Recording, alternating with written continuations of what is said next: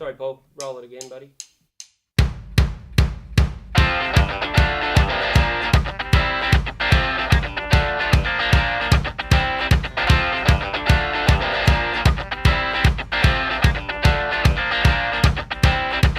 Farewell to the old country, fly west on the sunset sea, to the shores of New Sydney, to where the fortune waits for me.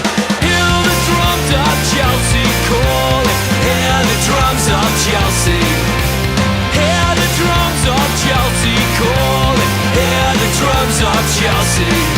Hey! I think that the approach to this album has taken a lot longer. It's been 3 years since we've done a studio album. One thing I loved about making this album was we made the album when the songs had already organically evolved, and we didn't book in a time to record without having the songs ready to go. We spent months going over the songs, which was exciting because with Rising, we basically got back from Europe.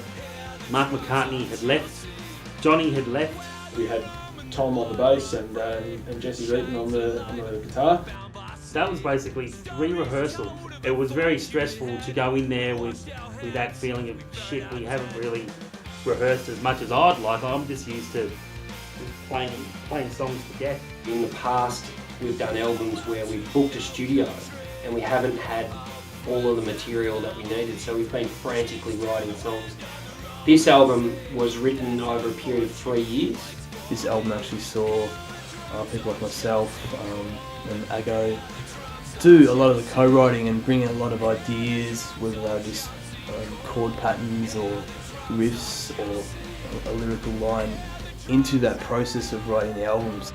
I often brought songs that I thought this is going to be a great Go Set song, and it was almost half finished and Justin put his touch on it. It became something that I probably couldn't do myself. And so I sort of see that as like a band working together, and that happened a lot on a lot of the songs, which was good. It felt real. The Drums of Chelsea is about Californians that came out here looking for gold, and they came with nothing. And for those who didn't find gold, all they found was misery. And they were then forced to try and find a way back home. It's got a few lines in the song about where the rum and the blood runs free, and it's just talking about the epidemics at the time, the alcoholism and syphilis and all the stuff that was rife in New South Wales and in Australia at the time of, the 1840s, 1850s.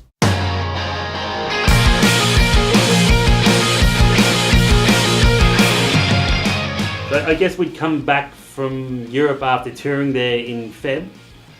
We had just put out a self-produced EP, I guess. We had Matt Boyd mixing, but basically Ben tracked the album. We put the drums down in this house, at my joint, and that was really raw. We put down the EP. There was like 6 songs, and overdubbed basses and bagpipes in caravans and hotel rooms in Newcastle and shit, before gigs, after sound check, between gigs, arbo gigs, and plug in whatever caravan or hostel or hotel that we were staying in at the time, and it was mad. And Ben was lugging around his recording equipment, recording bits and pieces at people's houses, in hotels between gigs.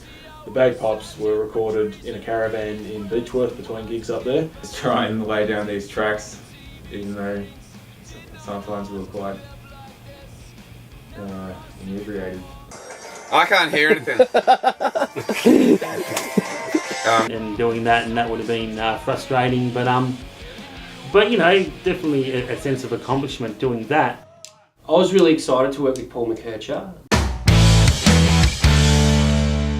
because I was aware of a fair bit of the stuff that he'd done in the past, not all of it, but a lot of the records that I liked listening to when I started my love of music really began in the 90s. He's been on my dream list of producers to record with for the last 15 years. His name is on some of my favourite albums, and when I was a youngster going to gigs, in my late teens, checking out bands, you know, like Pollyanna and Volantine and Big Heavy Stuff. Records by Pollyanna and UMI and Spiderbait. Particularly UMI's Alley Daily is one of the great albums. Cold Chisel, you know, Midnight Oil. The more I spoke to Paul about working on this album, I liked the idea that he was going to really bust our balls, and we weren't going to get in there and drink 3 cases of beer and you know, smoke spliffs and waste our time in the studio. We were going to get in there and make a record, and that made me really excited. How's my playing going to sound in that room through that desk with Paul McKercher, and then listening to it afterwards and hearing the tracks in the control room unmixed, just as you've played them, and say, fuck, this sounds awesome already, and it hasn't even been mixed, and it already sounds better than any other Go Set album, and so that's exciting. The lesson we teach to a new generation, the story we tell to the youth of the nation, youth of the nation, youth of the nation.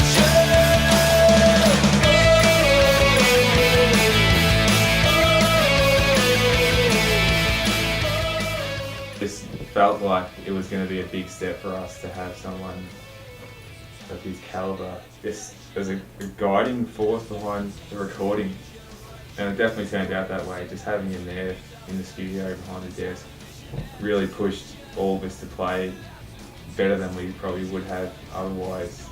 I'm so happy with what he did. So glad we got him on board. So naturally it was exciting and really impressive to be working with him.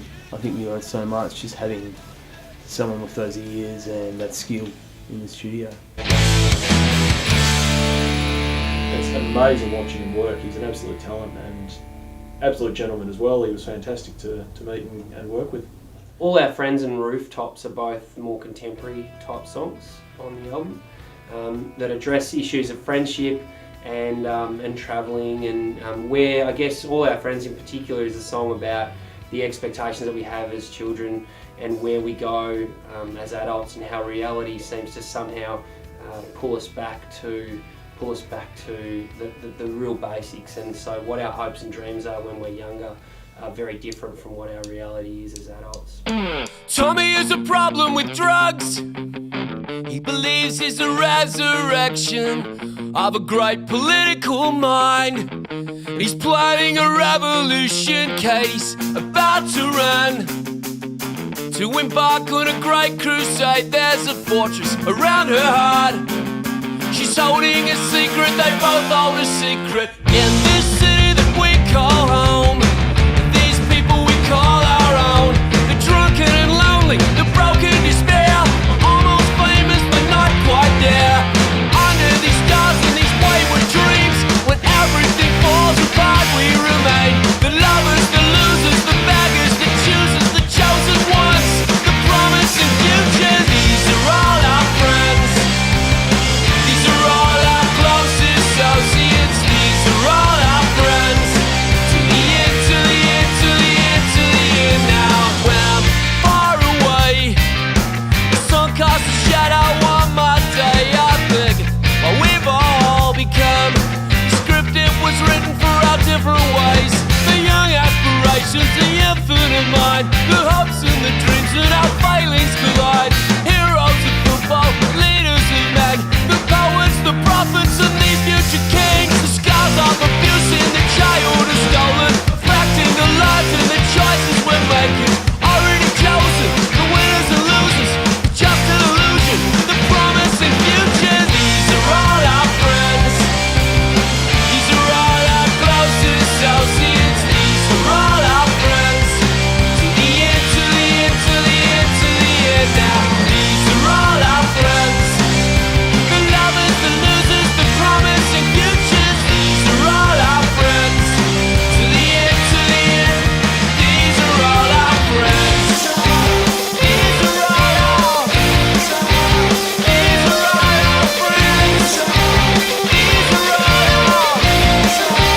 These are all our friends. The album finishes off with a song called Belfast Mill, which is a really old traditional Irish song. It's actually, I did my research on this, and Belfast Mill is an adaptation that was performed by the Furies, but was adapted from Aragon Mill, which is an old bluegrass song.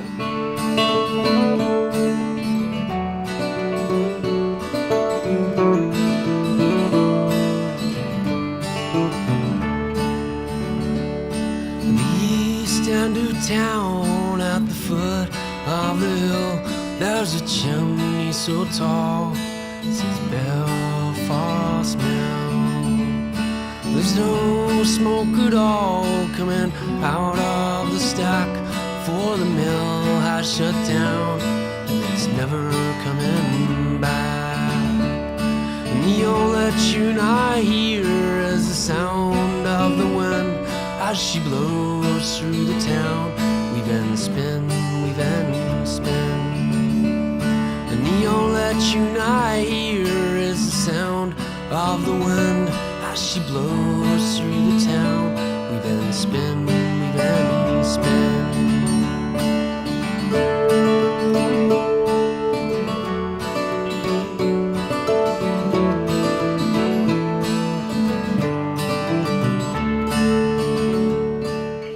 And this was a beautiful version about a small town that feeds its families by employing them at the mill. And when the mill shuts down, the town effectively becomes a ghost town. There's no children playing in the dark, narrow streets, for the mill has shut down. It's so quiet I can't sleep. The mill has shut down, it was the only life I know. Tell me, where will I go? Tell me, where will I go? And the only tune I hear is the sound of the wind as she blows through the town. We've been spin, we've been spin. And the only tune I hear is the sound of the wind as she blows through the town. We've been spin, we've been spin.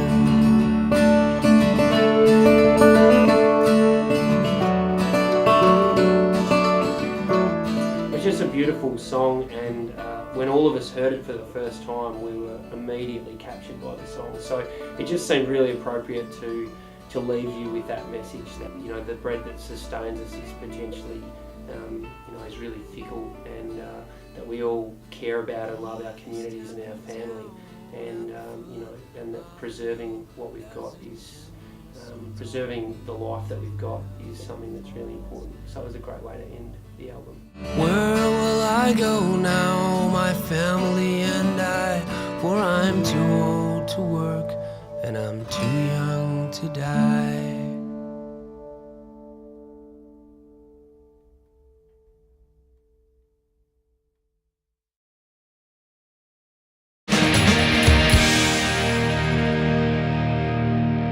So Cole, thank you for mixing this Ghost Set album. It's been great.